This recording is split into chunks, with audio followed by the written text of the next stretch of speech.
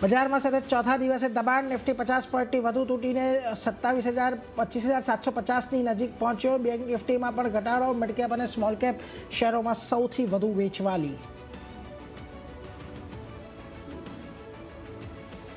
આજે auto, realty અને defence શેર્સમાં મજબૂતી નબળાઈ. ત્રણેય ઇન્ડેક્સ લગ 1 થી 1.5% ઘટ્યા. ટાટા મોટર્સ, પીવી, એમએનએમ અને બજાજ ઓટો નિફ્ટીના ટોપ લૂઝર્સમાં સામેલ.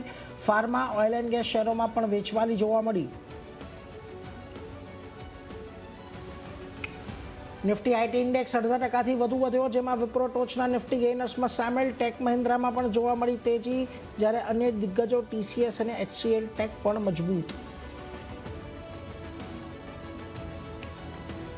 સેબી તરફથી મળેલી રાહતથી બ્રોકરેજ અને મ્યુચ્યુઅલ ફંડ શેર્સ વધ્યા. એક્સપેન્સ રેશિયોમાં ઘટાડાને કારણે એચડીએફસી એએમસીના શેરમાં ઉછાળો લગભગ 5% વધીને ફ્યુચર્સના ટોપ ગેનરમાં સામેલ. બ્રોકરેજ દરમાં અપેક્ષા કરતાં ઓછા ઘટાડાને કારણે નોવામા વેલ્થ લગભગ 4% વધ્યો. ઓલા ઇલેક્ટ્રિકના કો ફાઉન્ડર ભાવિશ અગ્રવાલે ફરી કંપનીના 4.20 લાખ કરોડ શેર્સ વેચ્યા. સમાચાર બાદ આજે સ્ટોક્સ નવા નીચલા સ્તર બનાવ્યા. મંગળવારે પણ બ્લોક ડીલ દ્વારા ભાવિશે વેચ્યા હતા લગભગ 2.5 કરોડ શેર.